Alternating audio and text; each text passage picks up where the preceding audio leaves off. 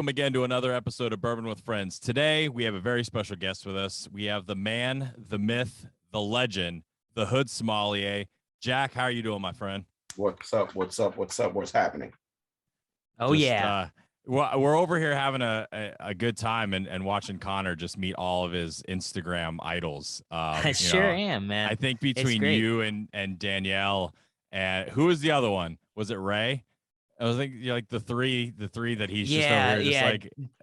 Yeah, Danielle and Jack are the two of the first ones I've ever followed on Instagram on Who Gives a Jam. So they're like celebrities to me. And then Ray was one of the first ones I followed on Twitter. Yeah, three. That's like three big timers for me. So it's a pleasure, Jack, to meet you finally. No, pleasure is all mine. You put out good content. I usually try to support people. I was new before. People will always tell me, why don't I follow big accounts?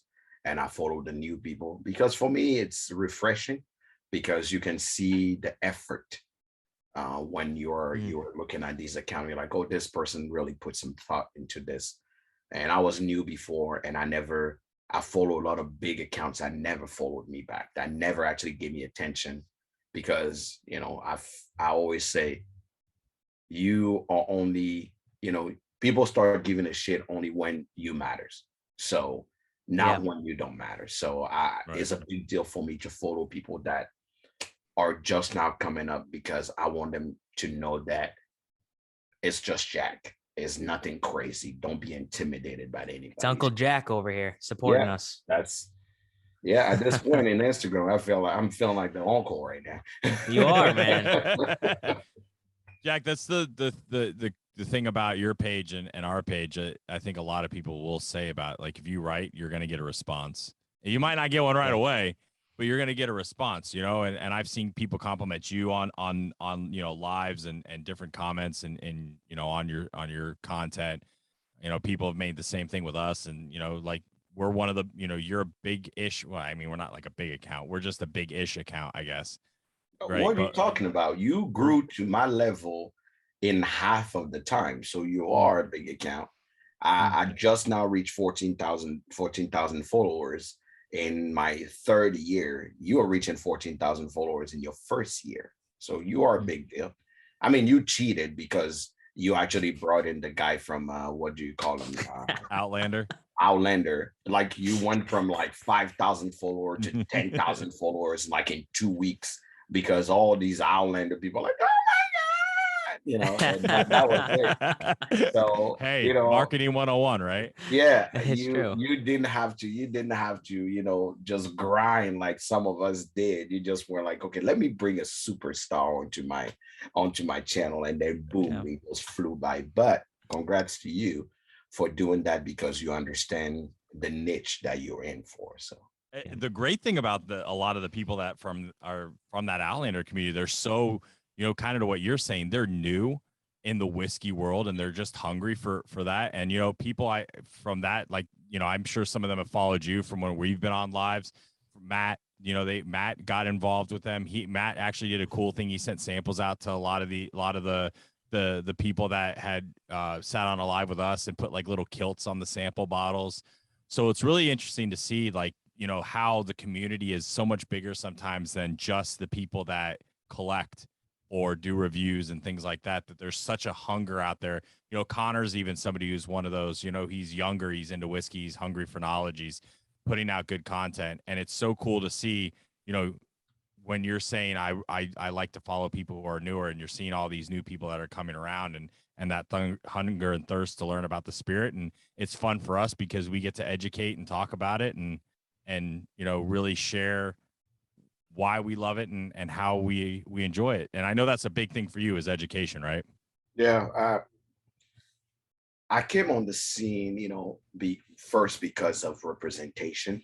I came early 2020, end of 2019, early 2020, truly because there wasn't a lot of people that looked like me when I was going online to look for content when it came to whiskey. Everybody was just white, old, and very pasty. And I didn't feel at that time that they could relate. to me. I'm originally from Africa. I'm an immigrant. I have an accent. I'm Black, and it was pretty much one of the worst time in America to be Black and to come on a scene of something that truly is considered a white man, you know, luxury, which is drinking whiskey. So I truly wanted to come on for three reasons. One was I was bored because my daughter couldn't hear me talk to myself anymore because we were all home because of all this civil unrest. Second, because I wanted to bring something to the table that makes the blue collar guy that works in a factory that just come homes and after watching football what just wanted to watch something because he's drinking his cognac or he's drinking his ENJ or his whiskey just to see, oh, this guy looks like me, may sound like me, and he got something to say about what I'm drinking. He want And three is really about education, right? Bringing things the same way I've done in my career. By day, I'm an insurance and financial advisor. I've helped a lot of immigrant communities in insurance and protecting their livelihood and futures. And I've always wanted to make it simple for people. Don't complicate it. Don't If they can go home and explain it to their grandma and she will also understand it. And I wanted to bring the same concept to whiskey. I wanted whiskey to be, you can go home and your wife or your partner will see you excited about something Mhm. and ask you why in the heck you did this, and you can turn around and say, let me explain, and it Right. makes sense to that person. So that's the three reasons why I truly wanted to come on the scene, and that says a lot, about who I am, and also how my name came about. I'm the Hood Sommelier. I can just come in and say whiskey sommelier, which is one of the option I had. I had the option of Afro whiskey guy. I had that option as well. I had Mm. plenty of name in my head, but I wanted a name that not only when you hear it, you have to ask yourself, is this guy Black? We all have stigmas. We all have, pre-notion. When you hear Hood Sommelier, you're like, okay, this guy must be Black. But then sommelier throws you off because like that's a too much of a sophisticated word to be next to, Hood. How can Hood Huh. and sommelier be in the same bucket? Sommelier is the knower of spirit. In the noble times, sommeliers were right below the king's guard because they choose what the king would drink. They told the king what he would drink. Those were the sommelier. Most of the time, it was either ale or it was wine. And sommeliers were the one who would tell the king, this thing came from this part of the town, from this vineyard, and you need to drink it. These people were the expert on everything the king and the nobles had as their libation at that time. So for that name to be close to Hood, which is almost a degrading use of the word to actually say the Black side of town. Oh, that's the Hood. That's the Black side of town. To be the Hood sommelier is to understand that not only I understand, most people have to understand that when you say the Hood have doctors, the Hood has the crackhead, the Hood have the corner store, and the Hood have also a Target. But to be the Hood sommelier, I'm the guy who doesn't mind dealing from the crackhead to the doctor. I want to teach everybody about what I know. I do not discriminate when it comes to my knowledge and the people. That's why when I walk on my show, I remind people that when we come on a show on a Monday and we start talking, first thing I say is welcome to Monday Sucks. Here's the place where we are people's lovers first and whiskey or spirit lovers second. So Mm. people understand that the objective of the Hood Sommelier have never been to come and show off on somebody, to come and be in a dick swinging contest. I can go hood on you right now, or I can be very sophisticated. I speak 3 languages fluently. And in any of those languages, I can tell you how you should feel about your spirit. So that's really what was important to me. Wow. That was fantastic. What where does your knowledge for specifically the spirit of whiskey, how did that start? How did you start to accumulate that? I'm self-taught till about 3 years ago. I was really self-taught. I have a little bit of compulsiveness about my personality, which means if I want to learn something, I want to learn it to the max. I did the same thing when I wanted to learn how to run a marathon.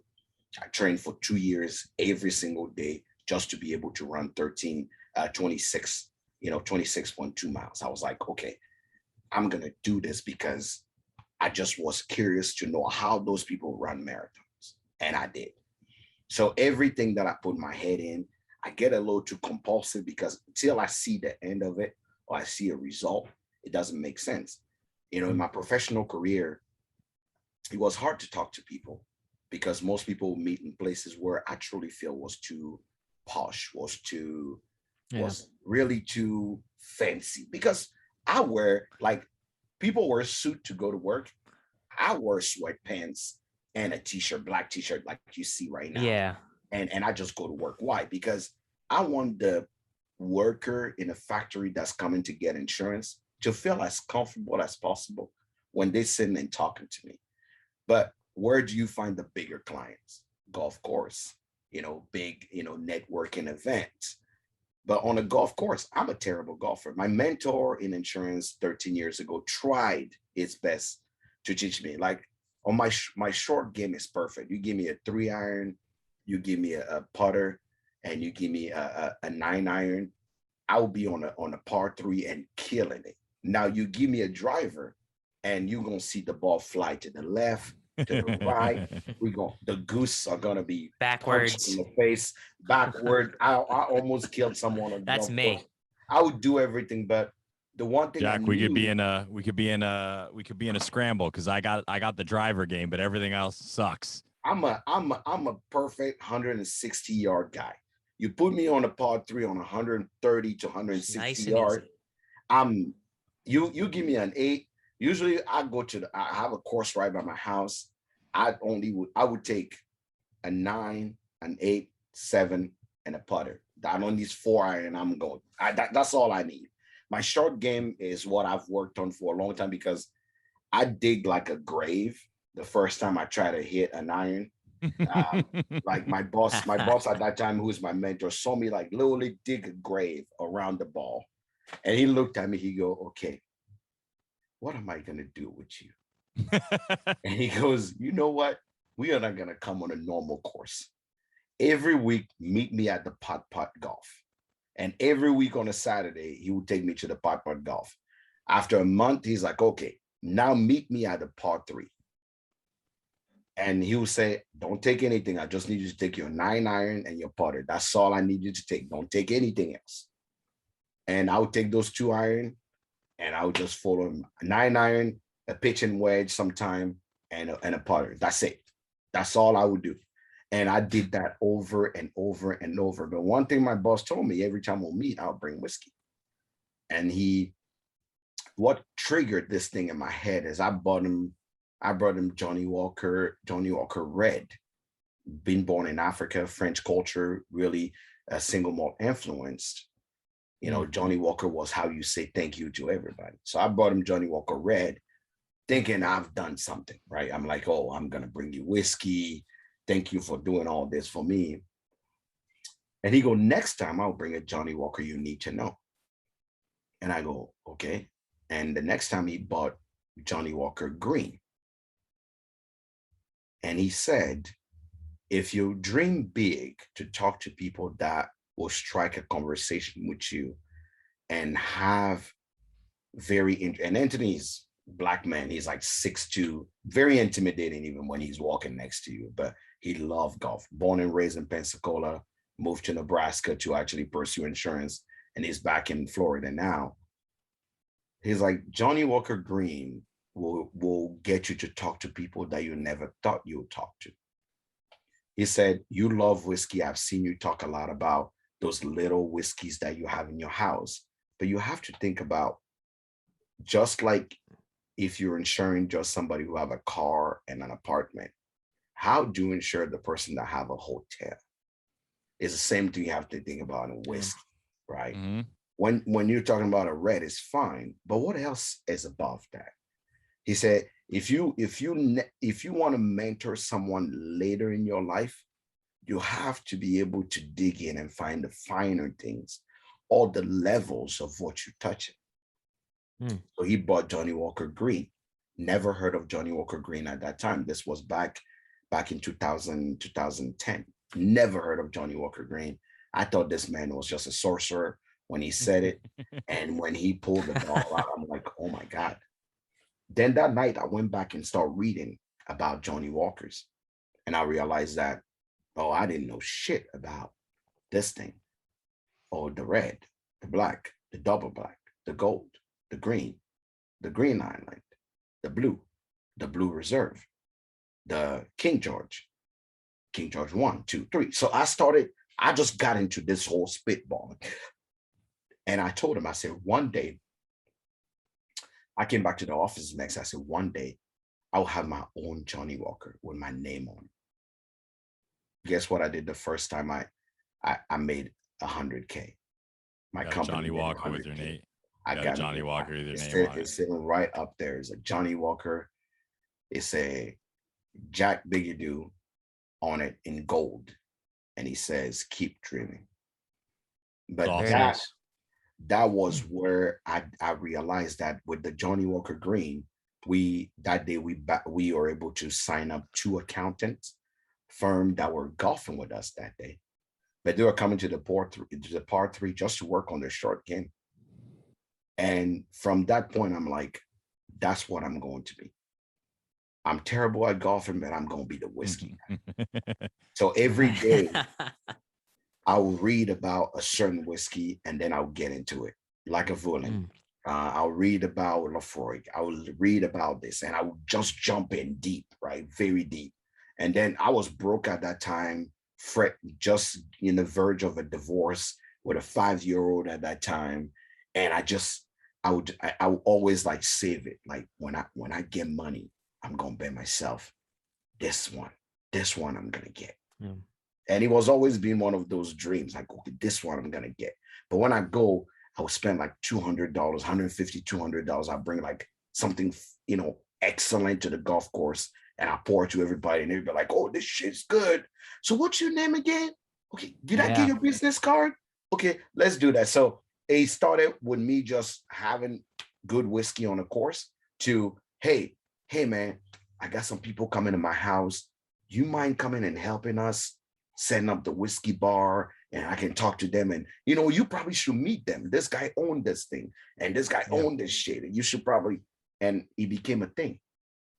And then immigrants will make their parties. Like now you have to know, I've been an MC for a long time. So I emceed every wedding that any immigrant in Nebraska, Iowa, or Minnesota ever had. I've always emceed those weddings. So every time people will actually call me to MC, but I'm an ordained minister. I can marry people. So it was easy for people. And remember, a lot of immigrants will marry white folks and everybody have a thick accent. So the in-law family doesn't know what the hell, these people are talking about. So they need someone who had a less of an accent to come MC so everybody in the party can feel comfortable. So I've always been that guy, but everybody will bring me in to help them with their whiskey selection and what do they need at the bar. As immigrants, we love our single malt. What single malt do you think I should help? So everybody in the party can feel great. So fast forward, 10 years later, 6 years in insurance, I own my own agency. I'm hitting 6 figures when I was doing that. Then I'm like, you know what? It's time. It's time. First thing I bought to actually make, I like to make myself feel like a big boy was that Johnny Walker Blue. And then I also have an exclusive King George the Fourth, which is, I think there's only 150 of those in the world. Wow. Just because I'm a big boy now. You're a big baller, Uncle Yeah, Jack. no, not big baller, but big boy, because I just wanted to own it to say I own it. Not because it's the greatest Yeah. thing, just because I just wanted to own one. But And you deserve it, man. It became that thing. So COVID hit, and you know, um, we were all stuck at home for 2 weeks after the unrest here. It was in Louisville. There was an arrest there in Omaha. We had the same thing. And for 2 weeks, everybody had to stay home. And it was just too much at that time. It was really too much. I just had to let the energy out somewhere. And I had plenty of whiskey. They were sitting everywhere in my house. And, my friend's like, you need to do something. We can come to the house and you just tell us everything about it, but no one knows about you. So the Hood Sommelier was born, and now I'm here. What an origin story. It's crazy like how so many of us have that, not like the same kind of background. Obviously, you're unique in that, but like the same, like what kind of kicked us off starting, right? Like COVID was a big deciding factor, and some of us just jumping into this and not even really knowing what we were getting into. But I credit there's good sides and bad sides to social media, and I've seen it. Jack's seen it. And I actually had this conversation with somebody 2 or 3 days ago, and they're asking and saying something. I said, you don't really know, and you don't really see the real shitty sides of stuff until you get like a following, and then you see who can really be assholes. Like you really see who your friends are and who they're not. Because when you start making something, or and Jack, I'm sure you've seen this, where people follow you and then you get bigger than them, and all of a sudden they're salty, and you're like, I'm the same person. I didn't make somebody do that. And it's so interesting to see like that evolution, and it's unique for people like us, because you're an immigrant. You made nothing of your life. My dad's first generation American. Like, I know you've gone through harder stuff than I have, from that perspective. But my dad never made any money. Like, I laughed when people would say you're middle class. Like, I wasn't middle class. We you come and make something of your life, and then all of a sudden you kind of enter this world, and it's interesting, because you don't really know what's going to happen. And kudos to you and a lot of the other people that are really starting to jump into this, because from the representation piece, you're right. And you're starting to see so much of that now, whether it's people of color or women. It's that freedom and stuff, because whiskey, we believe the same thing. Whiskey's meant to be enjoyed and shared by everybody. It doesn't matter what you look like. And it's so, people like you out there on social media are such a good influence on the bourbon community, because it's showing it doesn't have to be a certain way that it may have always been. And so, yeah, man, kudos to you. And you should feel proud of that. The true definition of an influencer, Jack, is, I would say, the true definition of a influencer influences everybody for whiskey to be a better person, all in all. That's what I think of Jack as a true influencer. Do you know that I actually funny, true story. My first ever meeting, a friend of mine in Louisville wanted to, made me also realize the difference between being an influencer and really making an impact, because it's easy to be what they quote unquote call influencer. You can post bottles every day, but how do you monetize it, right? I can tell you right now, I know, because I'm a person of color, a lot of brands don't approach me, because I'm not a 6'5" skinny guy and trying to look. Some brand will never approach me. Hey, right? I'm 5'10" and I'm not skinny. but you were still a white man, so it's different, right? So some brand will never approach me. I love hats. I never had a hat brand. Even the people I reach out to ever say, "Hey, wear a hat." I love cigars. No cigar company ever reach out to me, right? But funny thing is those things never actually bothered me. But the true story, I'm in a meeting and my friend's like, you need to monetize your brand, because you're doing all these things. You're putting money into it. I know you believe in it, but you have to monetize it. Mm-hmm. And I go, how? She's like, okay, I'm going to get you a meeting with one of the entities in Kentucky. And I just need you to be there. And I walk in. And we try to go there, and it's like, oh no, because of COVID, you can't. And I'm like, okay, no problem. Sit down on video call, and the person say, oh, you guys influencers and one. So I say, hey, stop. And the person go, what? And I say, would you please stop? Don't call me an influencer. And they're like, what? And I'm like, no, I'm not an influencer. I'm a content creator, and I just so happen to love whiskey.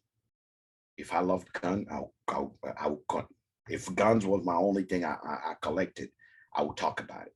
I have guns, but I don't collect as much. And she's like, what? And I'm like, yeah. Anything you can think of. I'm a content creator. I just love things to look good and educate people. So I'm a spirit educator. Just call me that. And she literally looked at me, like took like a minute pause, and she's like, oh, because her statement was, oh, last year we gave money to all these influencers and COVID hit, and no one even reached out to us to actually know how things were going. That's literally how she started the meeting, right? So in my head, I just sat there, I'm like, okay, before you put me in a bucket of these people, and people always say that. You see on my like, you go on people's bio, they'll be like, I'm a content, I'm an influencer. I'm like, I don't know what I'm influencing. I'm just an okay guy that just love good things and want to create things to educate people. So when people use the word influencers when they apply to me, I start laughing. And I say, no, please don't call me that. I'm fine. Why? Because if tomorrow they say whiskey was illegal, you're probably going to get content from Wisdom from Africa is going to come every day now, not once a week. You're going to hear how I go run I love running outside in the crazy places. You're going to see content about, I do obstacle runs, warrior dash, mud. But so those are the things I enjoy. So you like to create. I like to create content just to actually tell other people it's okay. It is possible. Come with me. Let's get on this adventure. And it was one of those things that I truly, I appreciate when people go, you had an impact on me. Like, I'm happy. But there's a reason why when you go to my page, it's not just whiskey all day, every day. Right? Yeah. It's, every Tuesday, like when we're done with this interview, I'm going to turn my camera on and I'm going to do my Wisdom from Africa. I do that because I'm African. Yeah. So what else can I bring to the people from what I am? People hate, I tell people all the time, what people fail to realize in this thing is you don't have to be like anybody else. So if Bourbon with Podcast is doing great, they're doing great in their lane, right? They're doing great in their lane. Mm-hmm. Now, if Bourbon Podcast is trying to come and do Wisdom from Africa, I would look at him and say, what the fuck you doing? What do you know about Africa, right? But if I'm gonna, I tell people all the time, I have a podcast, but my podcasts have nothing to do with whiskey. Because my podcast is a day in the life of an immigrant, right? So my podcast talk about immigrant issue because why? I'm an immigrant. Right. So I'm not, I have the Truth is Barrel Proof podcast, but it's literally all the content I have on IG that you can actually just plug in a bottle that you like so somebody can hear about it. But my plan for it have never been to actually have a full-on podcast so people can sit down and talk to me. No, I don't have time for it. That's not what I love doing. But I can come on every Monday and stream about how my week was, stream about mental health issues in the community, health issues in the community, being better people in the community, and drinking good whiskey in the community. So to truly call yourself a quote unquote influencer, just mind your business. If you mind your business, you'll be an amazing influencer. That's a quote right there. And that should be a shirt. It should be. And if someone calls themselves an influencer, I completely agree. But the fact of the matter is, Jack, for someone like me coming up, following you, you influenced me to really pursue the content side, I already had the idea in my head, but to really put my all into it after seeing your work, after seeing the passion, after seeing all that stuff. So when I say influencer, I mean, whether you know it or not, it's almost like influencing other people. it's almost like a coach than an influencer, right? Like a coach, someone like that. And I don't know if coach is the right word. An influencer is somebody that can make you think one way or the other, right? That's what an influencer is. Someone who inspires you to do something completely different that may be outside your Yeah. comfort zone. I don't think that's not an influencer. What do you want? That's a coach. That's well, it's an inspirational, like inspiration. Yeah. Yeah. it's an, You know, it's like Inspire that's others. Just inspire others to do better. Because I always say when I do something either embarrassing, funny, good, serious, the one thing I know is if being authentically myself, knowing that there's a lot of garbage online, yeah. if being authentically, myself can help somebody else make it through their day, make it through their week, or go after that thing that they like, there's not enough followers in the world to make that be worth it. I 100% agree. Well, I remember, yeah. It's interesting you say that because somebody, I won't say the situation and everything because I don't want to like call people out, but there was like, or I won't say like the details, but like someone like was saying something was just like, you have an influence. You should think this way. And I said, I don't care if I lose every follower that we have. I'm not going to come off who I am and what I value as a principle. Right. Like Right. it wasn't nobody. It wasn't anybody that the two of you would know. It's not even someone like really in the whiskey community, but it's just like, you have to be like that. And it's kind of hard because that's when you get the jackasses that come into your DMs. And it's just like, sometimes it's really funny. Like, why do you think I give a shit about what you think? Like, I'm doing this for fun. It's to kill time. Like, Jack enjoys to create. We enjoy to be enjoy being silly. I know there's probably people out there in the bourbon world that think the things that we do are stupid as shit. But you know what? It's the fun stuff that you would do, right? It's Bourbon with Friends. You like to educate, and you come out from things from immigrant. We come at things from like, hey, this is what we would be doing if we were drinking all together and doing dumb stuff. Like, right? Yeah. Like there's so many different lanes that's there. And it's so interesting just to hear your story and how even those circumstances are different and we're all different and came from different backgrounds, how there's so much like that kind of tie us all together in like little things, right? Like those little ways. And it's not just whiskey, it's how we think, how we operate, the things we believe in. It's so cool to have all that kind of tie in. Absolutely. I think I interrupted you, Connor. Sorry, go ahead. Yeah, no. Oh, I don't remember what I was going to say. Well, actually, I do remember what I was going to say quickly. I remember the first time speaking about if you can help someone get through the day, it's worth every follower that you have. It's the first time someone messaged me and said, hey, I forgot what it was. I think it was like, hey, I listened to your podcast on the plane ride over to whatever place. It got me through the plane ride. I enjoy your stuff. It was a person I never met. And I remember thinking that I was at work, and then the rest of the day, the wholeness I felt in me was, I had never felt it in my entire life. A complete stranger reaching out saying, hey, I listened to your podcast for this amount of time going on this plane ride. It's thank you. Keep up the good work. Like, wow, that's like so euphoric and just wholesome. It's I think that's why the three of us do what we do, just I live to have that reach. I truly live off of that. I yeah. thrive off of that. I didn't grow up with positive reinforcement at all. So when someone send that my way, usually I get very excited. I take it very personally and I take it sincerely. Yeah. I 100% agree. So I have a question I want to ask. Uncle Jack. I'm calling you Uncle Jack. Mr. Hood Sommelier, Uncle Jack.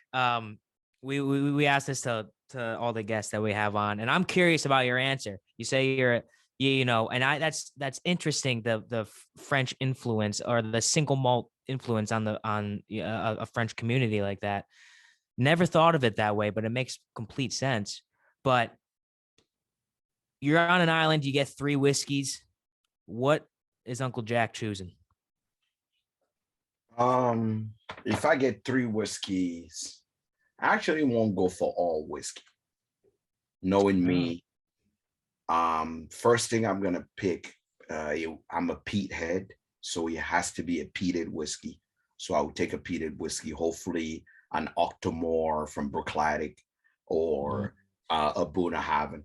That's what I would take with me. That's the I was first just bottle. about to pull my Bunnahabhain from behind me. I bet you like this. That's Delicious. That's the first one. Second, I would take with me will probably be a Four Roses. You almost cannot go wrong with Four Roses. So I would take one of the Four Roses as my bourbon, or if it's not Four Roses, it probably would be a Parker Heritage. Parker Heritage that I would take with me. It's good stuff. So my two go-to bourbon that are almost too impossible to afford to drink a lot of, but you always want to have them. My third one will be an Armagnac. I truly am 100% Armagnac lover. So I will have to take an Armagnac with me because it's not every day that I like the punch or the peat or the sweetness of corn. Sometimes I just want some good grape. Being the French guy in me, if there's a spirit I have to take with me that is close to wine as possible, it has to be an Armagnac. So that's what I would take with me. Those are the three things. It's a part that maybe not everybody knows about you, that you're not just a whiskey guy, you're a spirits guy. Oh yeah, I'm WSET certified, level 2 in spirit. I can talk about any spirit, but that's because truly I'm curious about all spirits. So gin, Armagnac, cognac, Calvados, rum, tequila, whiskey from America, from Europe, vodka. I can speak of any seltzers because literally I know about all spirits, but truly because I let every place I've lived and places I've been influence me and are part of me. So it's weird for me. I said something one time and everybody laughed when I says it, but I'm like, seriously, I can talk about wine, but I'll be bragging. So I talk about whiskey because that's challenging, right? And someone's like, oh. I like that. But I don't talk about wine simply because for me, wine is what I grew up with. Came from a French, our country was colonized by Germany, World War One. After World War II, they're colonized by France. So good wine was in my house every day. Yeah. Every day. So I drink my first Bordeaux when I was probably 8 or 9 years old. So there's nothing anybody can tell me about wine that's just gonna, like, if I drink wine right now, I will tell you this is good, this is not good. Like point blank, no if but, it's not like, oh, maybe. No, I know wine. So will I actually go into details and tell you exactly origin and that? No, I have to go study for that. But do I know good wine? I go to wine tasting just to actually have a good time because I just want to hear people lie to themselves. You're calling them out on their bullshit. Oh yeah. I remember the first girl I've ever broke up with was after a wine tasting. I knew at that time she was a liar like those people that you date and then they are trying to match your energy. Yeah. And you're like, oh, I enjoy a good glass of wine and I love wine. They're like, oh my God, I love wine. I know so much about wine, blah blah blah. And you're like, okay. I love Pinot Grigio. It's my favorite. Or Cabernet. Cabernet, or Sauvignon Blanc. And those are the things that I cannot stand because it hurt my soul when I hear it. Bordeaux. So is one of those that you take this person to a true wine tasting and they go into Argentinian, New Zealand, and French wine, and this person's just sitting there just bullshitting you, and you just sit there just looking at them like you going to hell. Kerosene draws. If you're lying about this, then what else? Exactly. Are you lying about? You going to hell with some kerosene draws on right now for all the lies you've been telling through this whole thing. Even the guy that was pouring looked at you like, I don't know about this, but okay, but is one of those things that I enjoy a good glass of wine. I have like very expensive wines that I've collected through the years. Love them, know the vineyard, know the origin, know the story about it. But I love spirits because spirits are challenging and something new is coming every day. So I'm like, That's oh, I'm curious to know more. that's a great segue into my next. Wait, sorry, No, Paul. go I ahead. didn't mean No, to go, interrupt go, you. go, go, go, go, go. No, no, so what I was gonna say is that's a great segue. There's always something new coming out of what I wanted to ask next before we kind of have you, tell us where everyone can follow you and everything. Um, where do you see I don't know if you'd call it the Hood Sommelier brand or just you as a person, you as who you are, where do you want to be, maybe specifically in the whiskey community, just because this is a whiskey podcast, but all in all, say like a year down the line, 2 year in the future, where do you want to take Hood Sommelier? I want Hood Sommelier to be a point of reference for most people that are coming in the whiskey industry to know that, it's okay to come in, right? Yeah. Second is I want to partner with more brands that are adjacent to whiskey, right? Because I've always said I'm an immigrant and French speaking guy, an African and a Black person that love whiskey. So how does that work? I was lucky enough that I proposed last year. I proposed to Heaven Hill to have AFROFUSION, which is African food meets whiskey. And when we did that event, it flowed perfectly. I had people drink, eat I made some kebab, we had some wings, and I made them eat like African. They chew on the bones, and people had a good time. But we were using bourbon, which is familiar to most people, to bring people to actually try African food. And that's what Right. I want to do. I want to bring more adjacent brands to actually meet what is not familiar to them.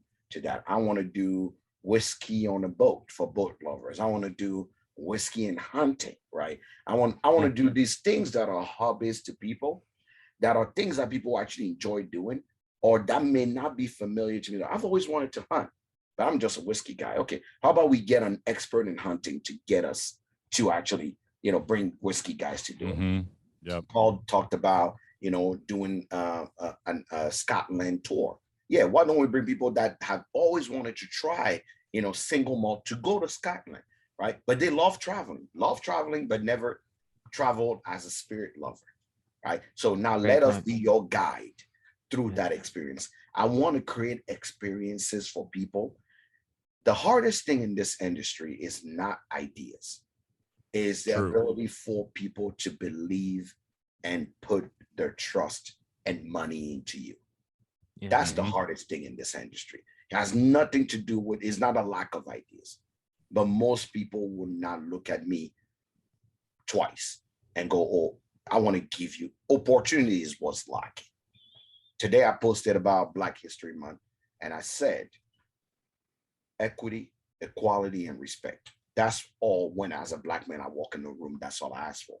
Give me the same chance you give anybody out there, because I have great ideas, right? If I take you today and say, hey, bro, you love whiskey? Good.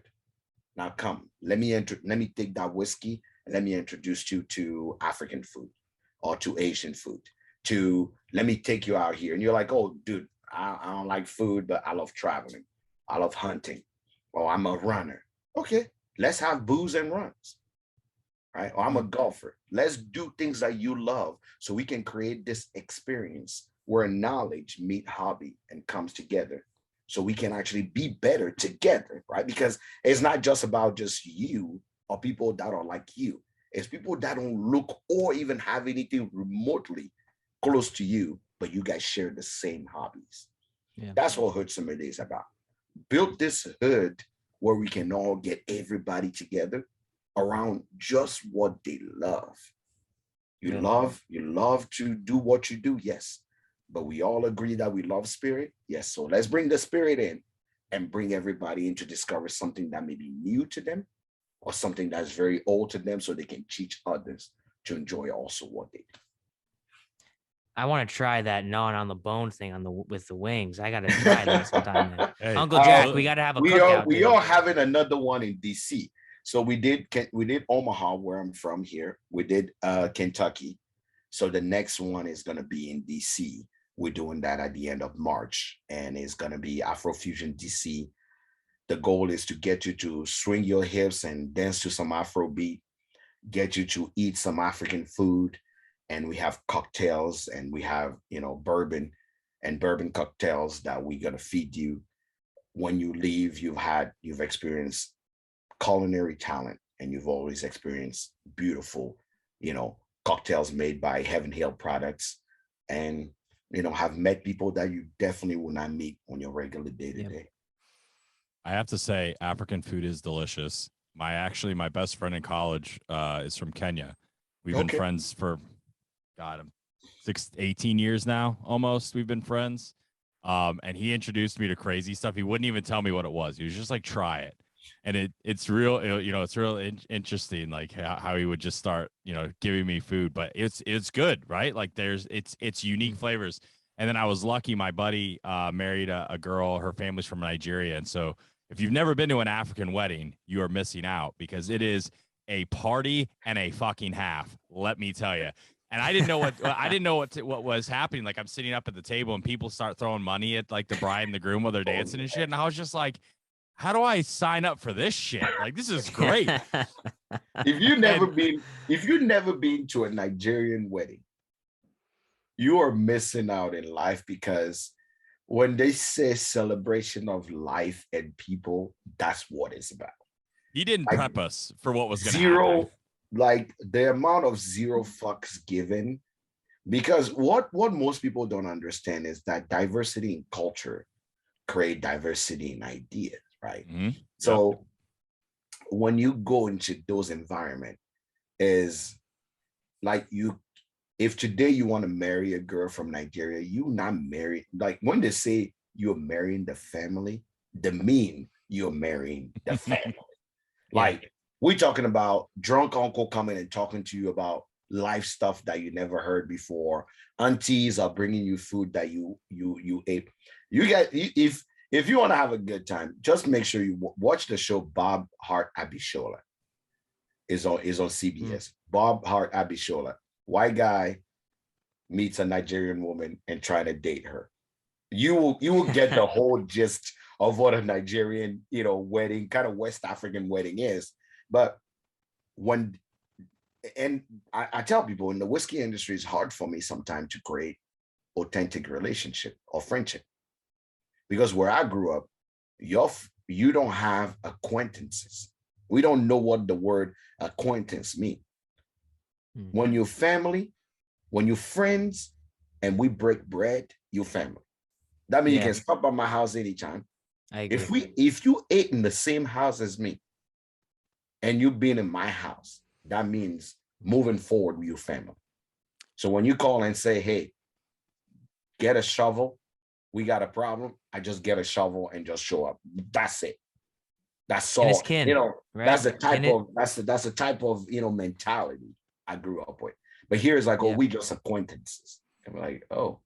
So it's the thing I think Africans and Italians have in common, because that's how I grew up with an old Italian family. My grandmother, and my dad's dad coming over on a boat. It's just like, what are you talking about? Like, blood and water, we don't care about it. It's just your family. Like, that's the way it is. It's so funny how it's like that. But you're not wrong, Jack. Those weddings are I was going, I had a President's Club trip. My buddy got married, so I was missing like one day of President's Club. So I'm going to Mexico for all you can eat, all you can drink. And I partied harder that one day than I did the next 4 days in Mexico. And I ate some African wedding I avoid, because that's 3 days of being like, it's 3 days of getting food shoved down your throat, because God forbid if you went an hour without eating and drinking, and everybody's trying to bring something extraordinary for you to try. When I'm telling you, I took Johnny Walker Blue, I took 3 single malt, 4 bottles of wine, and in 5 days, those were gone. I'm talking gone.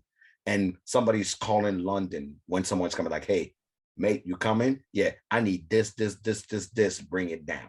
When you go through duty free, we need this.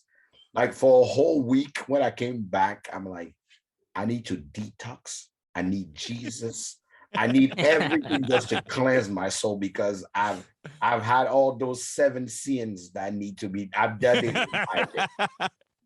So you are right on that. It was funny because like the bride's family like kept saying like, have you tried this? And it was like, not yet. Then there'd be a plate in front of me. I'm like, oh shit, okay. Well, you gotta eat. go. They keep shoving food down your throat. Our love language in Africa is food. We just gonna shove it down your throat. You gotta eat it. I ate so much. I think I got 2.5 hours sleep before I had to go to the airport. I'm like, I get to the airport. My buddy who was going on the trip with me gets to the airport, sees me, he said, what the fuck happened to you? And I said, the wedding. He goes, buddy, I've never seen a wedding like that. And I was like, you're right, you haven't, but you probably you should.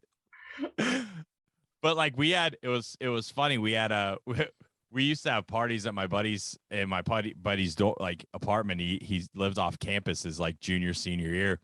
And we threw a New Year's Eve party, like my junior year. And I dipset on the New Year's Eve party because my girlfriend who didn't live there, she's like, hey, I'm off work. So I left. I came back.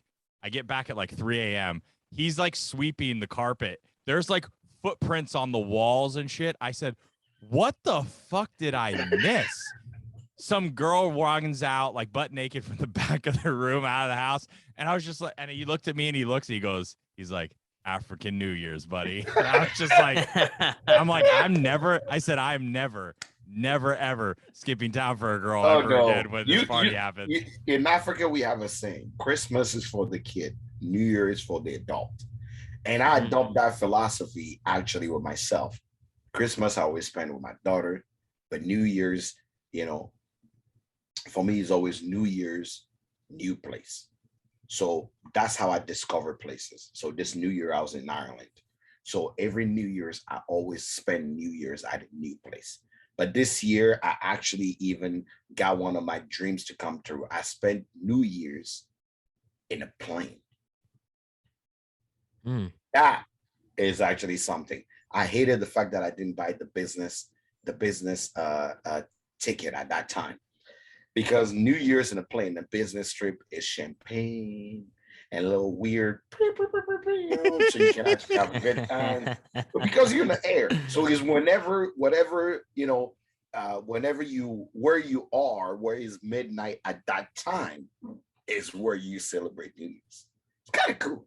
I'm going to experience something very different this year, Jack. I'm going to experience Super Bowl Sunday in a different country. That also watches the Super Bowl. I'm telling you, the way you're traveling right now, I think I'm just gonna close Hood Sommelier and just be part of Bourbon With Podcast. Go for it. Because I love traveling too much. So every time you want to sucker me into anything, just tell me you get to travel, you get to eat. Then I'm excited. That's why I joined. And you throw alcohol on it. Hey, look, I think there's gonna be some traveling and eating in all of our futures. And I think we're gonna partner on something that's gonna be a lot of fun for that. So Jack, this has been great. I really appreciate you opening up and sharing your insights, and hopefully, you gain some people that, maybe didn't follow you or know who you are.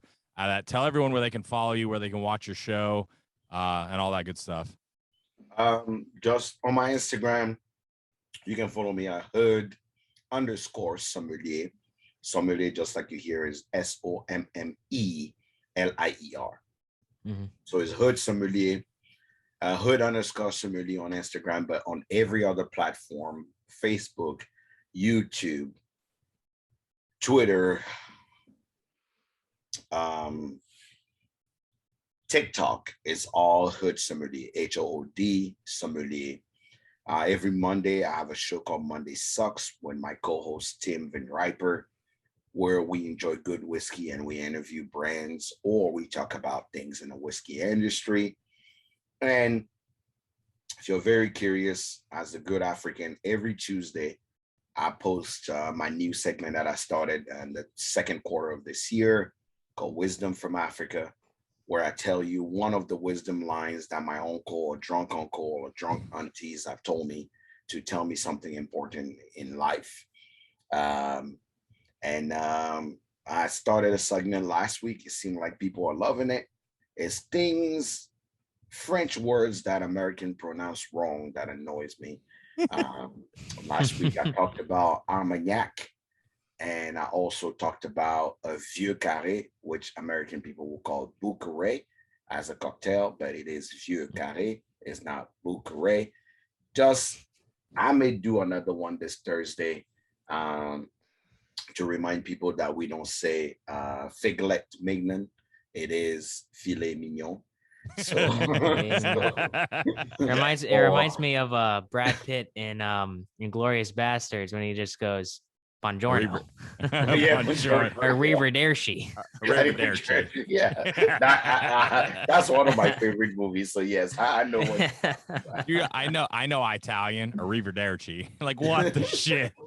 So it's one of those things that I just love good content. And as always, I try to post every day or every other day on my IG about spirits I'm enjoying or something I'm having, just to keep educating people on their spirits. Yeah. Well, Jack, Well, you're the best. Yeah, You're the best, man. Seriously. Keep doing what you're doing. I appreciate it. I know Connor appreciates it. Thanks everyone for listening. And remember, a bourbon with friends could change the world. Let's go.